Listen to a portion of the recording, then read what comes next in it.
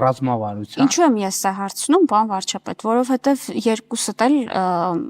բեմից խոսում եք հաստատված խաղաղության առավելությունների մասին, այսպես շատ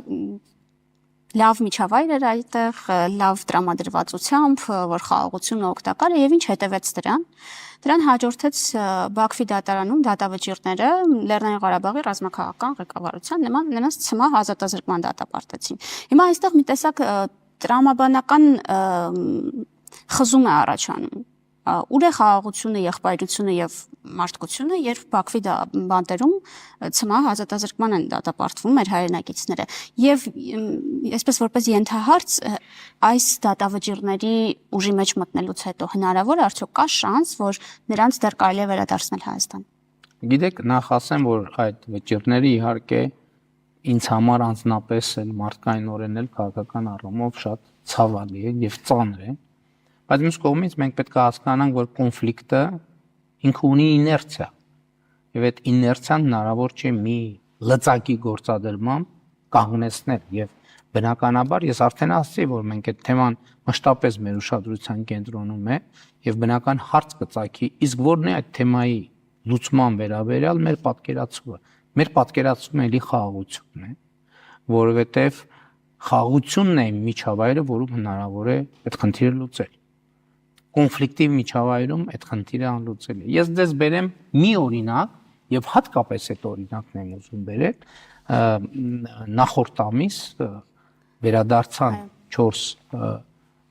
անձինք մեր հայրենակիցներ։ Ես ուզում եմ մյուսների դեպքում չեմ ասի այդ բանը, բայց Վագիվ Խաչատրյանի դեպքում եւ ես ուզում եմ ձեզ միանշանակ եւ աներկբա վստահեցնել,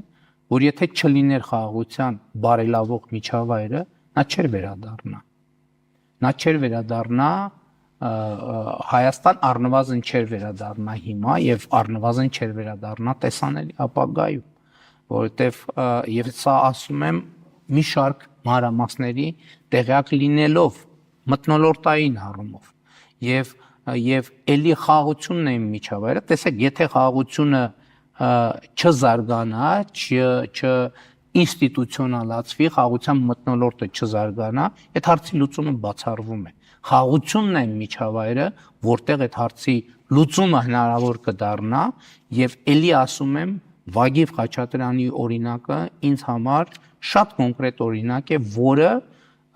ցույց է տալիս, որ խնդրի լուծման ուղղությունը եւ ճանապարհը այդ է։ Ընդ որում ես ձեզ մի բան եմ ուզում ասել։ Դուք տեղյակ եք, որ Վագիվ Խաչատրյանի առողջական վիճակի հետ կապված խնդիրներ կային, խնդիրներ կային եւ այլն եւ այլն։ Եվ էմոցիոնալ առումով մեզ համար շատ դժվար էր ռեակցիա չտալ, հայտարարություններ չանել, տարբեր միջազգայնացիաներ չդիմել եւ այլն, բայց եթե մենք գնայինք այդ ճանապարհով, ելի երաշխավորում եմ, որ Վագիվ Խաչատրյանը չէր վերադառնա։ Եվ ես հասկանում եմ մեր էմոցիաները։ Ես հասկանում եմ, որ շատ դեպքում այո մեզ քննադատում են, ասում են, «Ես դուք արձագանք չունեք, ինչու է այդտեղն են, այդտեղն է, այդտեղն»։ Չնայած ես ասեմ անհատական ուղղություններով, նաև ես գիտեմ, որ իրավական գործընթացներ այդ թվում միջազգայնացիաներում կա, բայց կոնկրետ օրինակները մեզ բերում են այն համոզմամբ, որ եթե մենք խաղաղության օրակարգի վրա ենք կենտրոնանում եւ այս միջավայրում եւ մթնոլորտում ձևավորում ենք աշխատանքային որոշակի գործընթացներ, դա բերում է հաջողության։ Եվ այս համատեքստում ես ուզում եմ կիսեմ տպավորություններ Աբու Դաբիի մեր հանդիպման վերաբերյալ եւ երբ որ մենք արդեն հանդիպման ավարտից հետո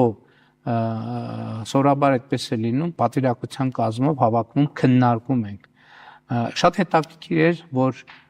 բոլորս արձանագրեցինք, որ մենք առնվազն սկսել ենք շոշափել այն գիծը, որից հետո խաղաղությունը անշրջելի է։ Մենք շատ մոտեցել ենք, ելի եմ ասում, չեմ փորձի ավելի ամբիցիոզ լինել, ընդհակառակը պակաս, բայց մենք շոշափել ենք, արդեն շոշափում ենք այն գիծը, որից հետո խաղաղությունը այլևս անշրջելի է։ Հիմա այդ շոշափելի